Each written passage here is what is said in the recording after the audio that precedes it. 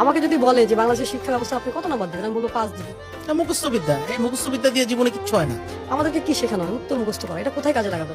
আপনাকে আমি যদি বলি যে বঙ্গবন্ধু কত সালে পৃথিবীতে এসেছে, কত সালে গিয়েছে, এটা আমার লাইফে কি ইম্প্যাক্ট ফেলে? কিচ্ছু হবে না এইসব জেনে এই সাল আমি মুখস্থ করে কি করবো? রবীন্দ্রনাথ কত সালে কি করেছে, তার কয়টা বই আছে, ঘোড়া নাকি শেষের কবিতা, লাভ কি আমার জীবনে?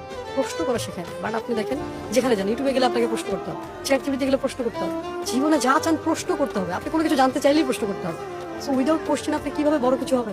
আপনি শুধু অ্যান্সার খোঁজেন, মুখস্থ করেন। ক্রিয়েটিভ হবে কখন জাতি? অথচ উন্নত বিশ্বের দিকে তাকান, এই সিস্টেমই নেই। আমাদের যে শিক্ষা ব্যবস্থা এখনো চেঞ্জ হয়, মানে কিভাবে আমি বুঝি না। এই শিক্ষা ব্যবস্থা দিয়ে আপনি কি করবেন? আপনি 20 বছর পড়াশোনা করে আবার শিখতে হয়, চাকরি হয় না। 11 লক্ষ বেকার ছেলে ঘুরে বেড়াচ্ছে, শিক্ষিত বেকার। তাহলে 20 বছর কি শিখলাম? 20 বছরের কি শিক্ষার কি প্রয়োজন 20 ছিল? বছর আপনাকে বড় করা হয়েছে। জীবন থেকে এই 20টা বছরের মানে এটা কিন্তু অনেক মূল্যবান একটা সময় নষ্ট হয়ে যায়। আর ওই যে প্রাথমিক শিক্ষা, এটা আমার কাছে মনে হয় ম্যাট্রিক পর্যন্ত এনাফ, ইন্টার পর্যন্ত এনাফ। এর পরের শিক্ষাগুলো আমার কাছে মনে হয় সাবজেক্ট ওয়াইজ হওয়া উচিত। আচ্ছা, আমার কথা হচ্ছে, আমার বাংলা সাহিত্য পড়ার কি দরকার? এই সাবজেক্টটা কেন রাখতে হয়েছে? আচ্ছা, না, যদি কবি টবি হতে চান তাহলে সে সাহিত্য পড়ালেখা করেন আপনি। এটা তো যার যার চিন্তা চিন্তা ভাবনা। ভাবনা। এটা আমার কথা হচ্ছে, তার মনে কি চায়। সে যদি ডাক্তার হতে চায়, আমি মনে করি তাকে 5 থেকেই সায়েন্স পড়ানো উচিত। সে এমন ভাবে ডাক্তার হোক যাতে সে প্রতিটা জিনিস বুঝতে পারে যে আমি কোথায় হিট করলে তার জীবনে। এই যে ডাক্তারের ভুল চিকিৎসার কারণে হাজার হাজার লাখ লাখ মানুষ মারা যায়, কারণ কি? মানুষ পড়া চোর।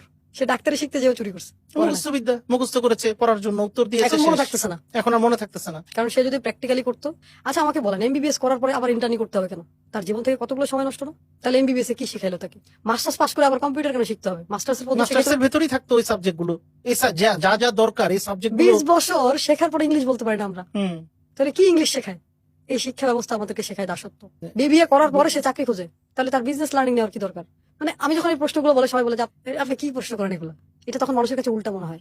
বাট আমি যেটা বলছি ইটস রাইট, কারণ আপনাকে সমাজ এমন ভাবে ট্রেন করছে, আপনার জীবনটা ধ্বংস করছে।